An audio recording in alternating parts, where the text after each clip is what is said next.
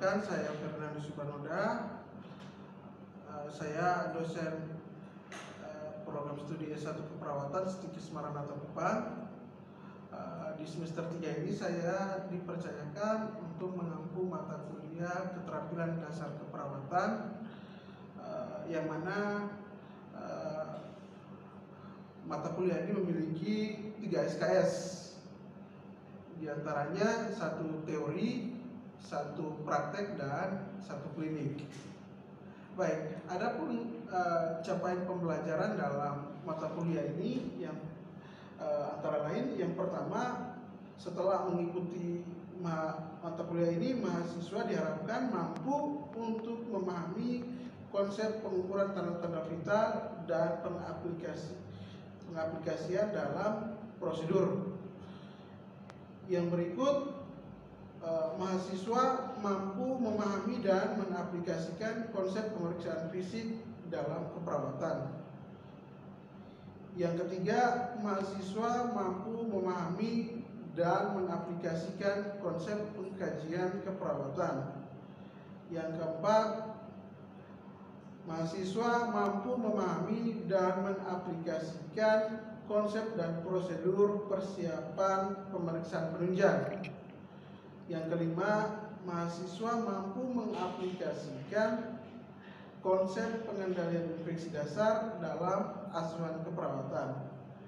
Yang keenam, mahasiswa mampu memahami dan mengaplikasikan konsep safe patient handling. Yang ketujuh, mahasiswa mampu memahami dan mengaplikasikan konsep infeksi nasokomial. Yang kedelapan, mahasiswa mampu memahami prinsip pemberian medikasi dan mengaplikasikan prosedur pemberian medikasi. Terus yang terakhir, mahasiswa mampu mengaplikasikan konsep dan prosedur perawatan luka. Baik, untuk bahan kajian dari mata kuliah keterampilan dasar keperawatan ini antara lain ada pengukuran tanda-tanda vital, pemeriksaan fisik, pengkajian keperawatan, persiapan pasien untuk pemeriksaan penunjang, prosedur persiapan pemeriksaan penunjang. Yang berikut, pengendalian infeksi dasar, safe patient handling, infeksi nasokomial. Yang berikut, prinsip pemberian medikasi, proses pemberian medikasi oral, dan berikut proses pemberian medikasi parenteral. Yang berikut, proses pemberian medikasi topikal, proses pemberian medikasi supositoria, prinsip keperawatan luka, dan prosedur perawatan luka sederhana. Baik, adapun di dalam mata kuliah ini saya akan dibantu oleh beberapa tim. Totalnya ada 4 tim yang akan membantu saya dalam mata kuliah ini. Baik, untuk metode pembelajaran, kita menerapkan tatap muka, ada tugas terstruktur dan juga tugas mandiri. Dan tentunya kita berikan ruang untuk anak-anak atau mahasiswa untuk berdiskusi dan memaparkan hasil tugasnya dalam bentuk makalah yang akan dipresentasikan. Setelah mahasiswa mengikuti perkuliahan ini, akan dilakukan evaluasi dalam bentuk beberapa kriteria penilaian. Di antaranya, yang pertama ada penilaian ujian tengah semester atau UTS, ujian akhir semester atau UAS, kemudian ada nilai tugas, nilai kehadiran, dan juga nilai sikap. masing-masing dibagi di dalam beberapa presentasi yang nantinya hasil akhirnya akan menjadi nilai atau hasil evaluasi untuk mahasiswa. Baik, untuk proses perkuliahannya, mari kita saksikan bersama-sama proses perkuliahan yang akan saya sajikan dalam bentuk materi praktikum keperawatan luka dalam bentuk video. Selamat siang adik-adik. Siang, Pak. Bagaimana kabar hari ini? Baik. Ya, Pak harap semuanya baik, sehat, agar kita bisa mengikuti kuliah hari ini dengan baik ya. Jadi seperti jadwal kita di RPS, hari ini kita akan melakukan life skill tentang perawatan luka. Ya. Jadi untuk materi perawatan luka Pak sudah sampaikan di pertemuan kita yang sebelumnya. Ya. Jadi untuk pertemuan kali ini kita langsung di lab untuk belajar tentang bagaimana melakukan prosedur perawatan luka.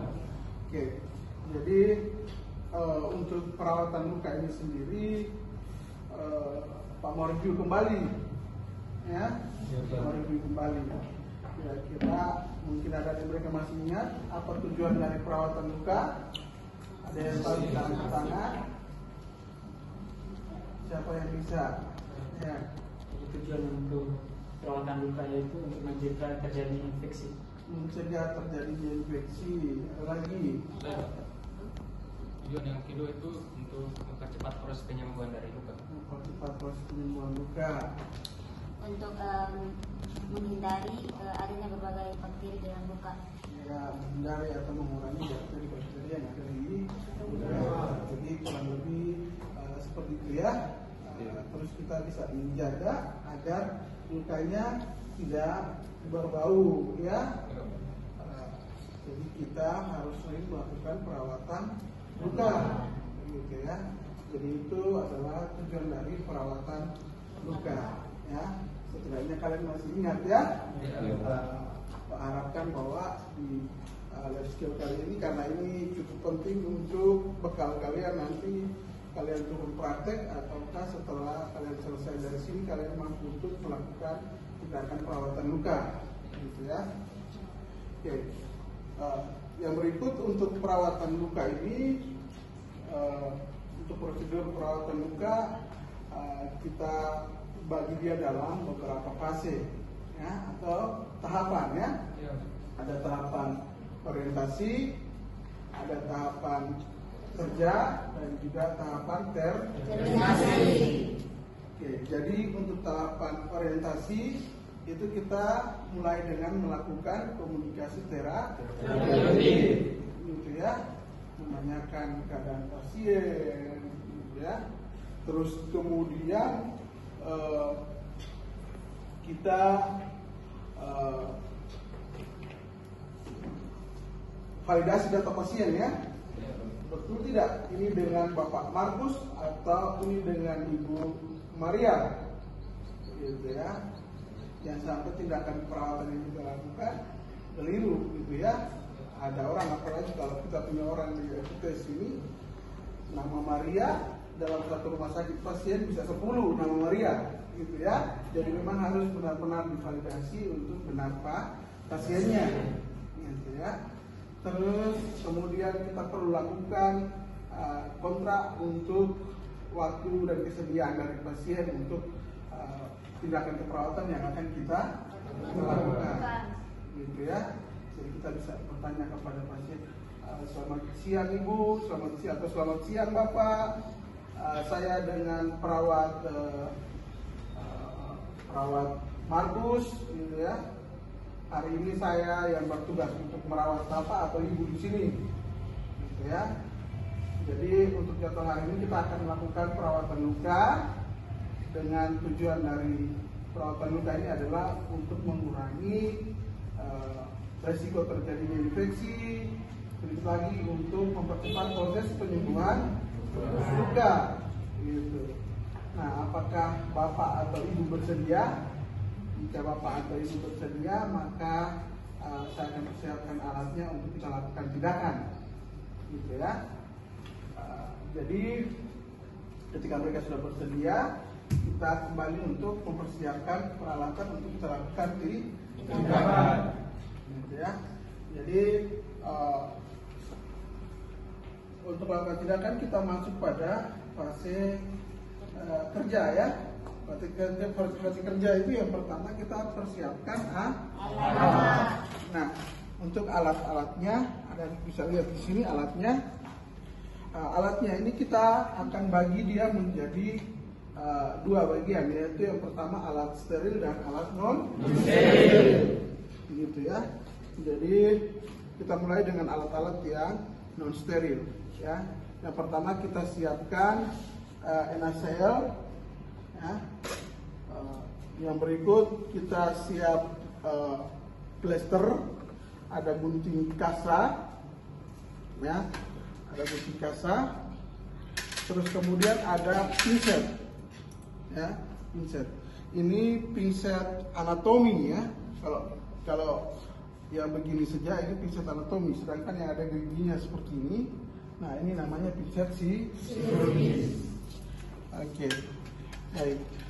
Terus yang berikut yang perlu kita siapkan lagi adalah bengkok ya, bengkok. Ini bengkok atau nirbeken ya, atau nama lainnya adalah piala ginjal ya. Kenapa piala ginjal? Karena bentuknya seperti ginjal gitu ya.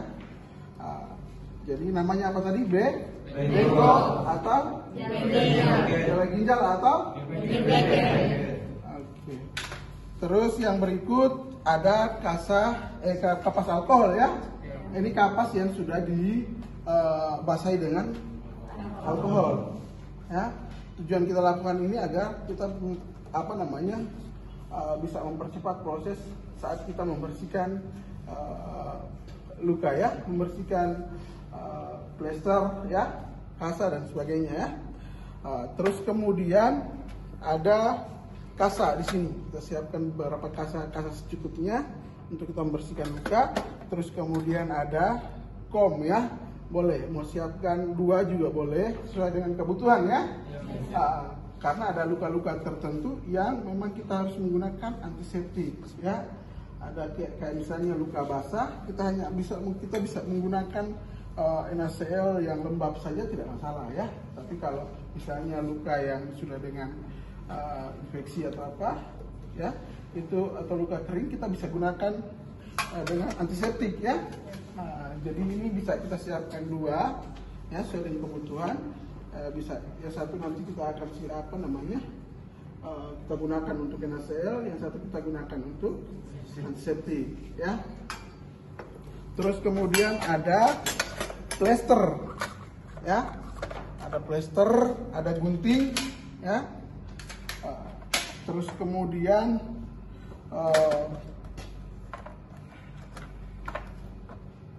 ada ini ya. Oh ya, sudah tadi sudah ya, antiseptik ya, boleh apa saja, antiseptik apa boleh ya. Terus kemudian kalau misalnya kita lakukan ini secara mandiri ya, kita harus persiapkan yang perlu kita persiapkan lebih dulu. Kayak misalnya kayak gini, saat kita sudah gunakan handscoon biasanya ribet ya, ribet. Misalnya kita harus gunting plesternya ya, kita gunting plesternya, terus kemudian plesternya nyangkut di ini apa ya, handscoon ya. Nah itu akan kita pasti akan kesusahan ya. Jadi kalau kita lakukan mandiri, kita bisa langsung ya, kita langsung persiapkan memang ya.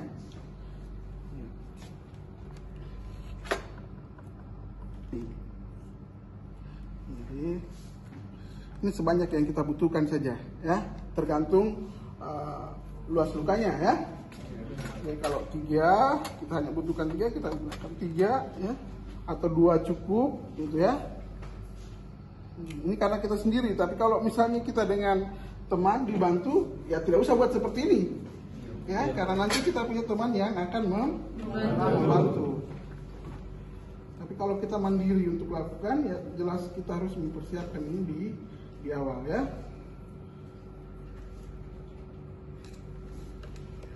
Oke, nah itu yang non steril ya.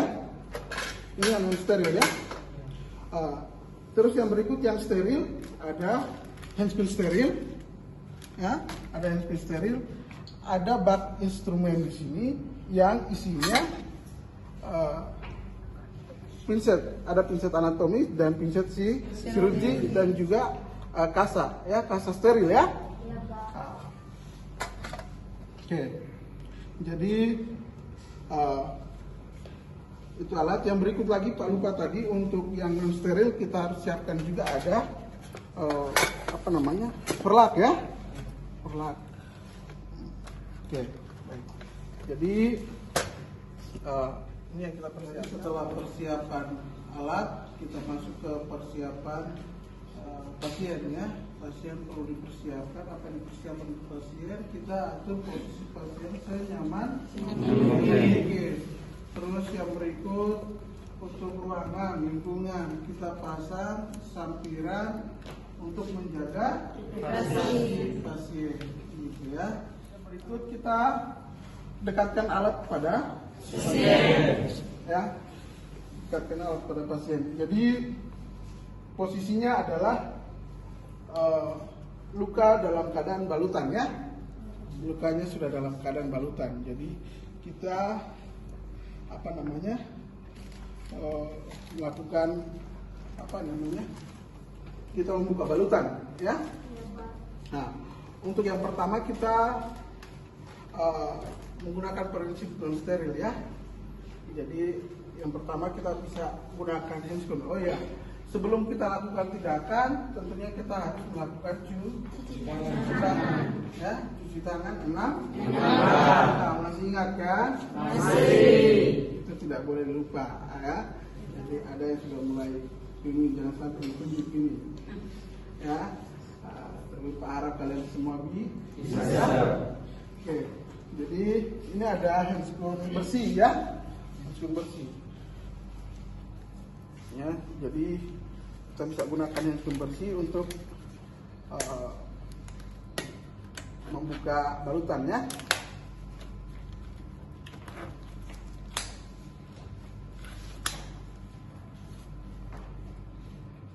Ya, ini karena handphone bersih ya, jadi kita hanya menggunakan saja ya, sama kayak biasa. Tapi kalau untuk handphone steril kita tidak cara pakainya tidak seperti ini ya.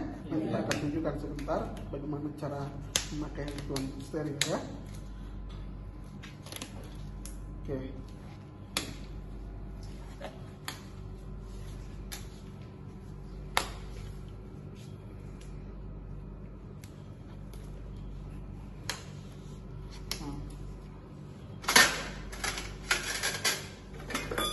Kita kalau agak jauh sedikit alatnya, kita bisa lebih dekatkan lagi ke pasien ya. Iya. Oke.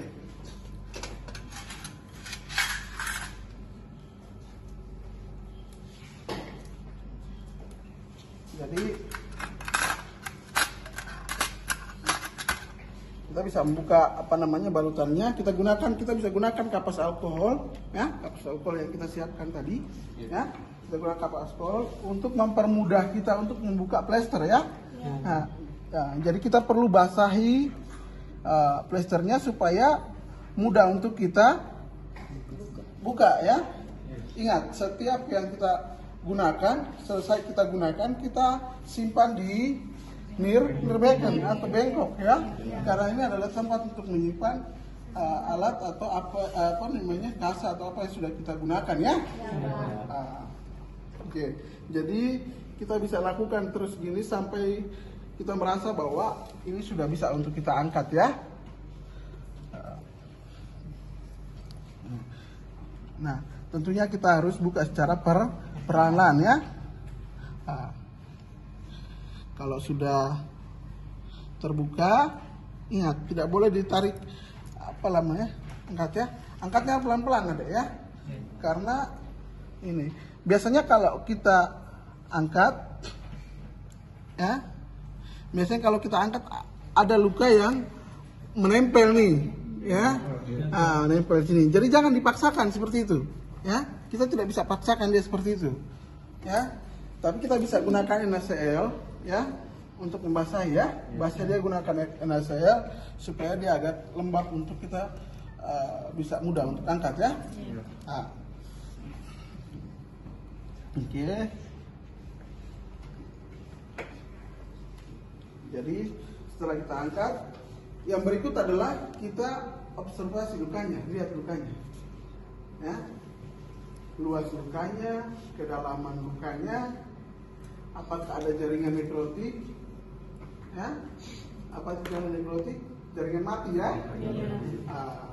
Jadi kita observasi, perlu tidak, gitu, karena kalau perlu, kita bisa, kalau misalnya ada jaringan mati, kita bisa bersihkan. Bagaimana nanti Pak akan menunjukkan, ya, bagaimana caranya bersihkan, ya. Oke. Nah, setelah itu kita membuka,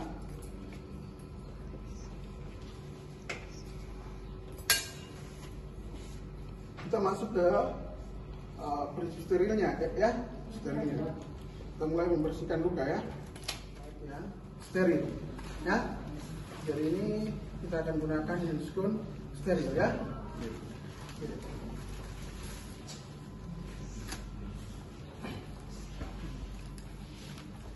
Jadi ini sudah ada petunjuknya di sini, ada left dan ada right, ya.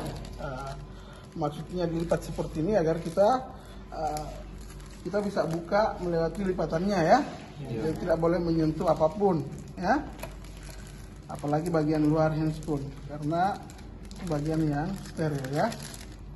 Oke. Jadi kita bisa gunakan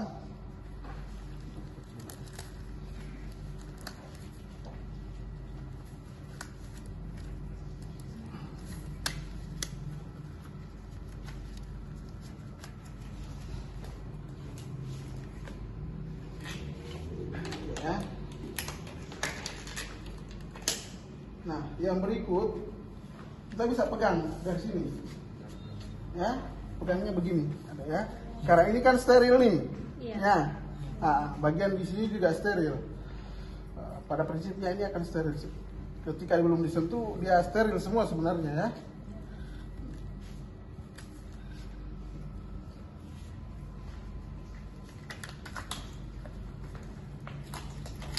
Jadi ini kita bisa pegang, ya, karena steril, ya.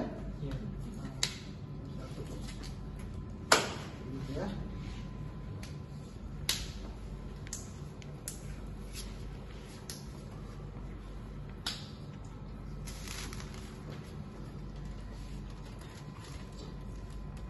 Ini kita biasanya di bawah sini troli ini tidak ada ini, ya, tapi biasanya ada tempat sampah di bagian bawah, ya. Oke. Yang berikut kita bersihkan lukanya, ya. Nah, di dalam bak ini ada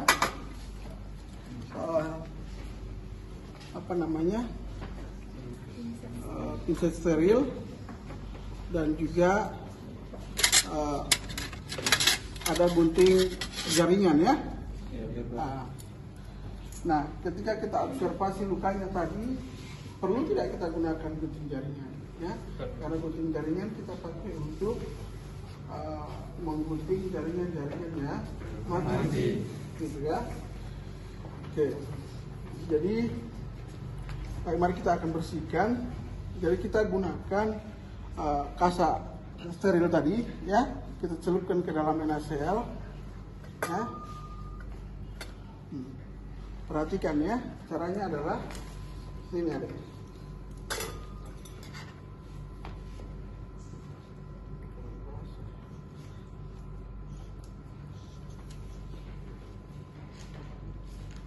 Jadi, ini, ya, usahakan pinset ini tidak menyentuh lukanya, ya, karena kalau tipe lukanya, kalau misalnya lukanya sudah memerah, ada merah-merah sedikit, ya, itu kita harus pastikan benar-benar bahwa dia tidak boleh tergores atau sampai berdarah, gitu ya. Jadi kita bisa bersihkan. Cara membersihkannya adalah dari dalam ke luar dengan gerakan memutar, ya, secara jam-jam, ya, keluar, ya. Jadi satu kali dari dalam keluar kita buang kasanya, ya, karena sudah digunakan, ya. Lakukan begitu berulang kali. Misalnya ketika ada jaringan mati, ya, ketika ada jaringan mati, ini kan kalian tidak bisa apa namanya, kalau kalian kerja sendiri, ya, kalian kerja sendiri sebenarnya, kalau kalian sudah gunakan ini, ya, kalau kalian sudah gunakan ini sebenarnya tidak bisa simpan sembarang, ya, tidak bisa simpan di sini lagi, ya, karena ini sudah terkontaminasi dengan luka, gitu ya. Jadi biasanya ada banyak cara perawat-perawat mereka untuk melakukan tindakan, ya. Jadi kalau misalnya ada jaringan mati, ya, bisa digunting, ya, ada, ya. Jadi yang kita pastikan mana ini kita tidak gunakan lagi kalau kita sudah bersihkan tadi, ya. Jadi misalnya ada jaringan mati, ya, kita gunakan gunting jaringan untuk menggunting jaringan, ya. Ketika kita sudah gunting selesai kita bersihkan, ternyata masih ada jaringan mati yang menempel di dalam sini, misalnya di bagian sini di dalam. Ya, ini tidak mungkin kita angkat pakai pinset gitu maksudnya, ya. Tidak mungkin, ya. Jadi kita tetap menggunakan kasa, ya. Jadi kita basahkan kasanya, terus kemudian kita tempel saja, ya. Biarkan dia beberapa detik, ya. Setelah itu kita angkat. Nah, kalau kita angkat dan begini kita angkat, pasti jaringan-jaringan mati nanti dia akan menempel. Berikut kita akan melakukan pembalutan pada luka dengan menggunakan kasa yang dilembabkan, ya, sudah dilembabkan, ya.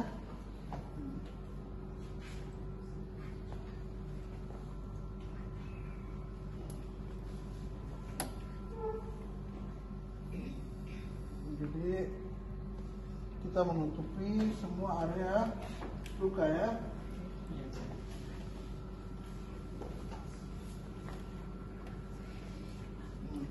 Setelah itu kita gunakan kasa yang kering sampai semuanya tertutup.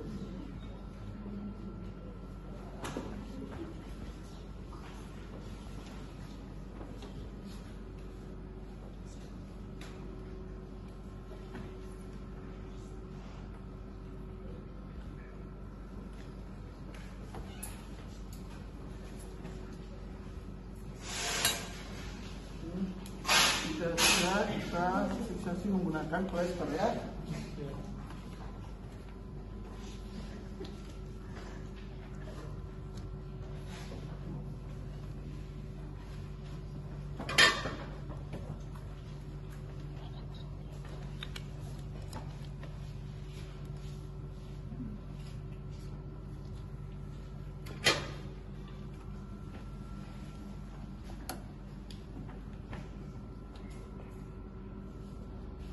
Nah, jadi setelah itu kita rapikan alat, ya. Setelah kita lakukan pemasangan, kita balut semua lukanya, kita bersihkan alat, ya.